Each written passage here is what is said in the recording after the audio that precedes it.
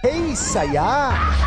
Kay daming tawa ang hatid ng Season 2 ng inaabangang Running Man Philippines in South Korea.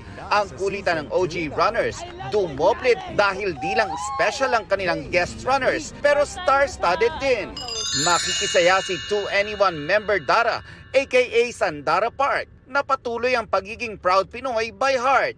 Ang bagong sparkle artist na si Nancy McDonnie, pati na sina Jelly at Elisa ng K-pop group na Eunice. Who no more dahil sasabay sa kulitan ng South Korean singer, rapper at OG runner ng Running Man Korea na si Haha. Mapapanood din ang ilang kapuso at sparkle stars gaya ni na Herlene Budol, Bianca Umali, Paul Salas, Michael Sager, Shaira Diaz at Archie Alimanya. Hindi naman nagpahuli si Josh ng SB19.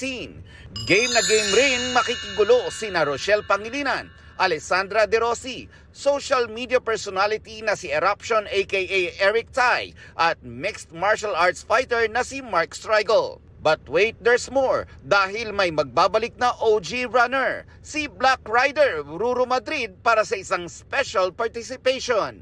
Pero sino nga ba sa mga guest runners ang hindi inakala ng mga OG runner na makakasama nila?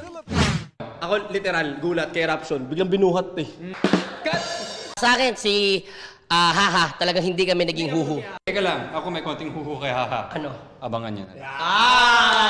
Nagulat ako nag-guest si Nancy sa amin. Yung Momoland, yung grupo nila, sinasayaw ko yun. Nalala ko yun. Kabulan. Ang non-stop kulitan ng runners abangan sa GMA ngayong May 11 at May 12. Nelson Canlas updated sa Showbiz Happenings.